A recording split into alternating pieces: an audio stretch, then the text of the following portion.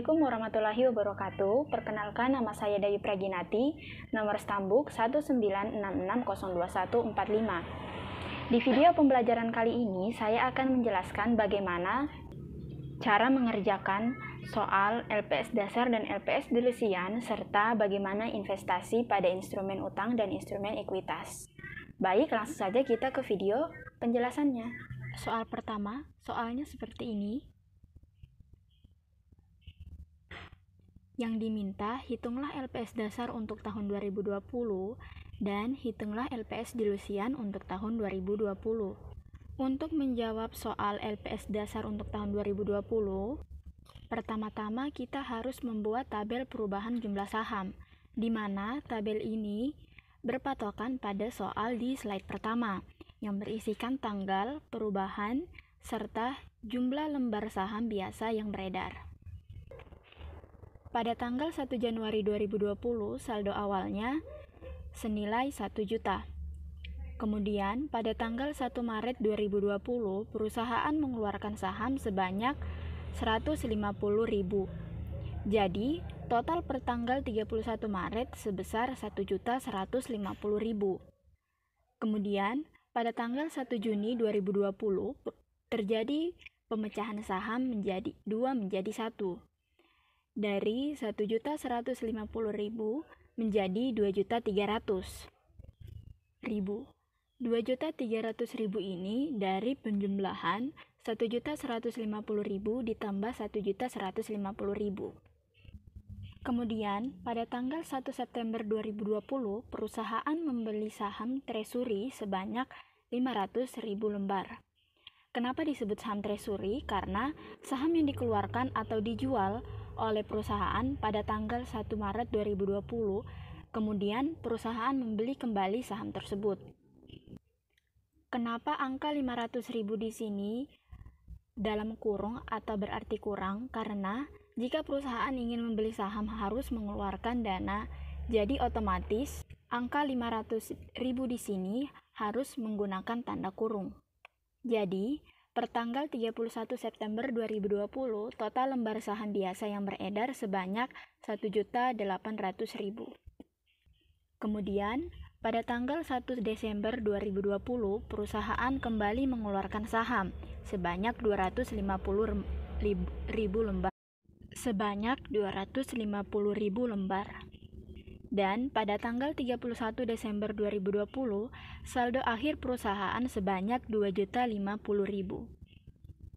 Setelah mengisi tabel perubahan jumlah saham, selanjutnya kita membuat tabel perhitungan jumlah rata-rata tertimbang saham, yang dimana tabel ini berpatokan pada tabel perubahan jumlah saham yang sudah kita kerjakan sebelumnya, yang berisi tanggal, jumlah saham yang beredar, penyajian kembali, faktor pembobot, dan jumlah rata-rata tertimbang saham.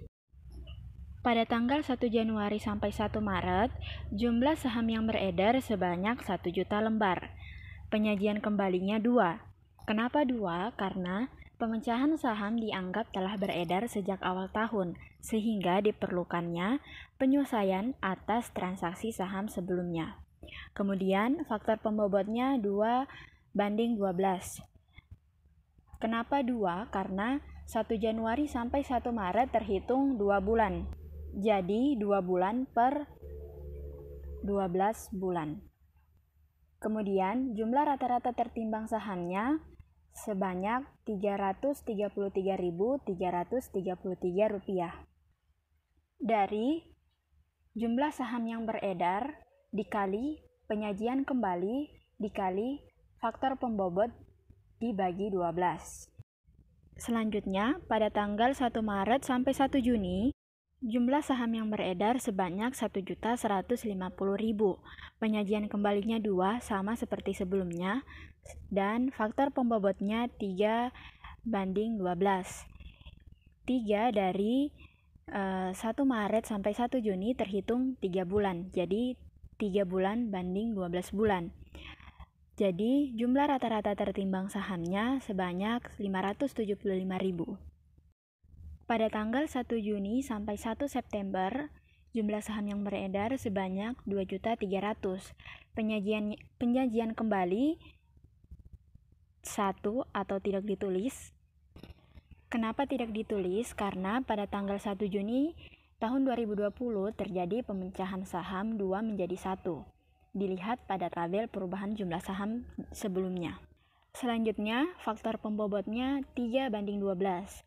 Karena 1 Juni sampai 1 September terhitung 3 bulan. Jadi 3 bulan dibanding 12 bulan. Jadi jumlah rata-rata tertimbang sahamnya 575.000. Selanjutnya, pada tanggal 1 September sampai 1 Desember, jumlah saham yang beredar sebesar 1.800.000. Penyajian kembalinya sama seperti sebelumnya, faktor pembobotnya 3:12.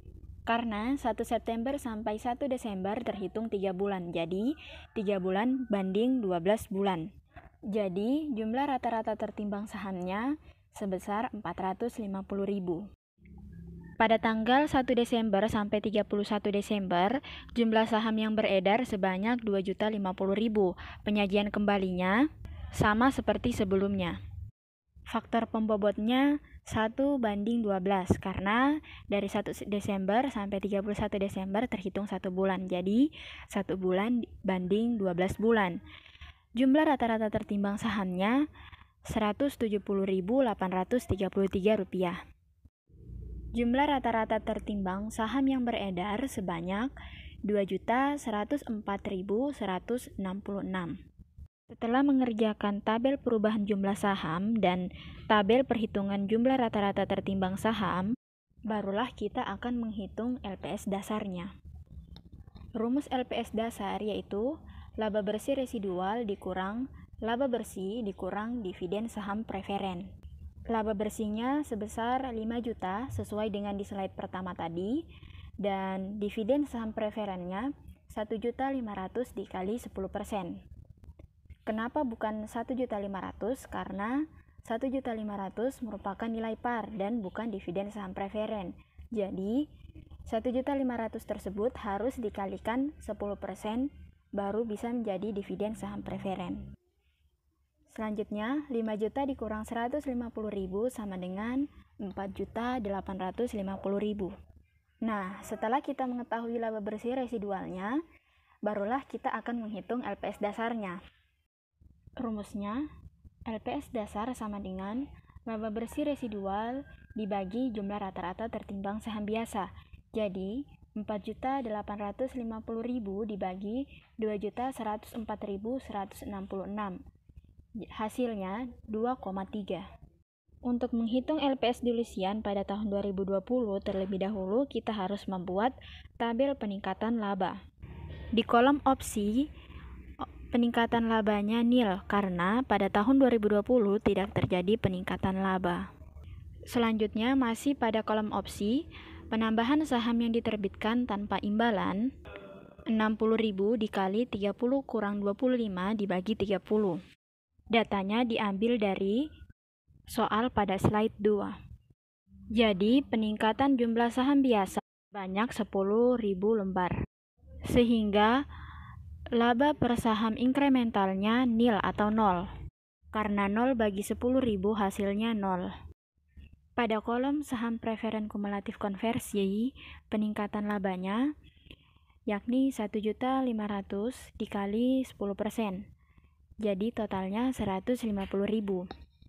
Saham inkrementalnya 2 dikali 250.000 jadi 500.000 lembar. Jadi laba per saham inkrementalnya 0,3 rupiah. Nah, berdasarkan tabel di atas, maka urutan dari dampak masing-masing efek terhadap LPS inkremental adalah seperti berikut. Yang pertama opsi, dampak inkrementalnya 0. Yang kedua saham preferen kumulatif konversi, dampak inkrementalnya 0,3. Jadi diurut dari yang terkecil ke yang terbesar. Setelah membuat tabel peningkatan laba dan mengurutkan dampak masing-masing dari efek terhadap LPS inkremental, barulah kita akan menghitung LPS dilusiannya dengan membuat tabel perhitungan LPS dilusian. tabel laba dari operasi sebesar 5 juta. Diambil dari soal yang sudah tertera di slide pertama. Saham biasanya diambil dari jumlah rata-rata tertimbang saham yang beredar sebesar 2.104.166. Sehingga per sahamnya Rp2,37 dari pembagian laba dari operasi dibagi saham biasa. Kemudian di kolom opsi yang diisikan yaitu saham biasanya sebesar 10.000.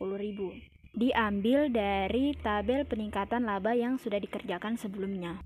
Setelah itu kita akan menjumlahkan opsi dan sebagaimana dilaporkan.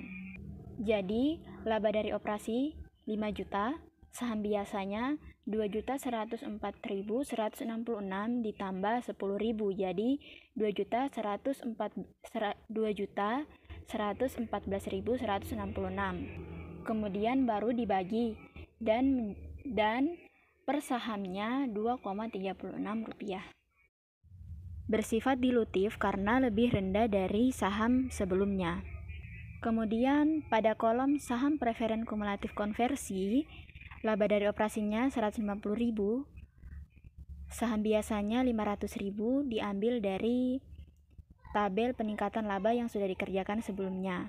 Kemudian barulah dijumlahkan, yaitu 5.150.000 laba dari operasinya dan saham biasanya 2.614.166.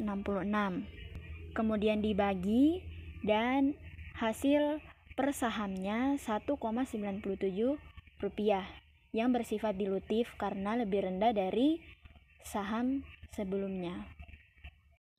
Nah, di slide ini kita akan mempelajari bagaimana investasi pada instrumen utang dan instrumen ekuitas.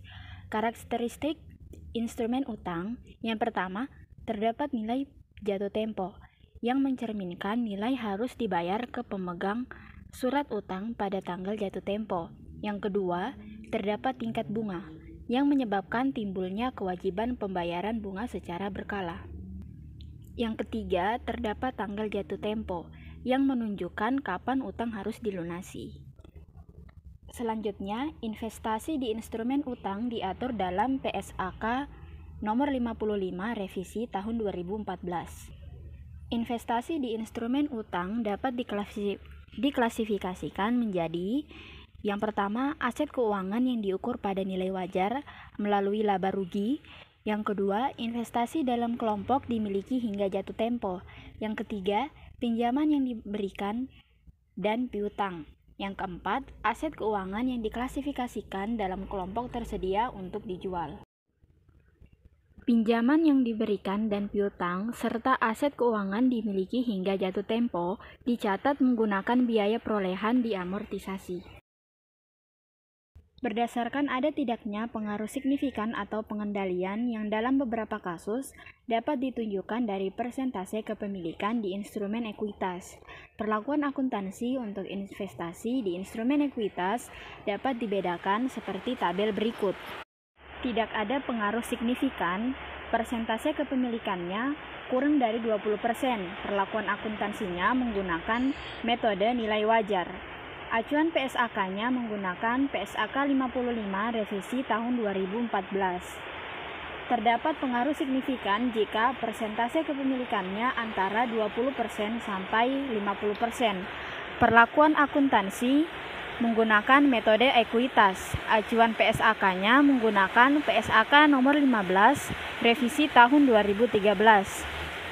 Pengaruh pengendalian jika persentase kepemilikannya di atas 50%. Perlakuan akuntansinya menggunakan metode konsolidasi. Acuan PSAK-nya menggunakan PSAK nomor 65. Namun, perlu diingat, yang menentukan perlakuan akuntansi adalah substansi dari kepemilikan tersebut, bukan batasan persentase di atas. Dalam beberapa kasus, entitas dapat memiliki pengaruh signifikan walaupun kepemilikan kurang dari 20%. Entitas dapat tidak memiliki pengendalian walaupun kepemilikan lebih dari 50%. Jadi, Perlakuan akuntansi untuk investasi di instrumen ekuitas adalah substansi dari kepemilikan, bukan persentase kepemilikan. Di slide selanjutnya, yang pertama, pada saat pengakuan awal investasi, entitas mengukur investasi pada nilai wajarnya. Apabila investasi tidak diukur pada nilai wajar melalui laporan laba rugi, maka nilai wajar tersebut ditambah dengan biaya transaksi yang dapat diatribusikan secara langsung dengan perolehan investasi tersebut. Untuk aset yang diukur pada nilai wajar melalui laporan laba rugi, biaya transaksi dibebankan pada saat terjadinya. Pada setiap akhir periode pelaporan, entitas harus melakukan evaluasi untuk menentukan apakah terdapat bukti yang objektif bahwa investasi di instrumen ekuitas dan instrumen utang mengalami penurunan nilai. Nah, itulah tadi video pembelajaran bagaimana cara menyelesaikan soal LPS dasar dan LPS dilusian, serta bagaimana investasi pada instrumen utang dan instrumen ekuitas. Semoga dengan adanya video ini, teman-teman bisa lebih memahami materi-materi tersebut. Mungkin itu saja. Sekian, terima kasih dan Assalamualaikum warahmatullahi wabarakatuh.